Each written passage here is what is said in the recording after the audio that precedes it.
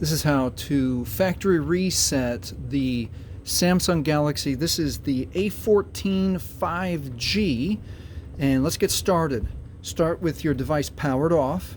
Now we're going to hold power and volume up at the same time, but do it in this sequence. You're going to press volume up first, hold, now press power, hold.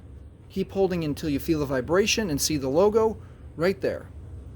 Now at this point it's going to take 5 to 10 more seconds to bring up the Android recovery menu, and I'll wait here with you, and there we are. Now using the volume keys, let's scroll to wipe data factory reset right there. Now we're going to press power for enter and OK, and it's going to ask us to verify. Yes, we're going to use volume and scroll down to factory data reset, and then we're going to push yes, OK with power once again.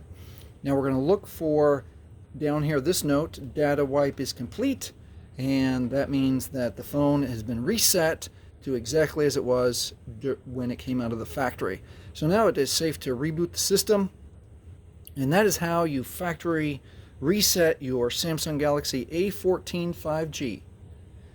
Please like, please subscribe, and thank you for watching.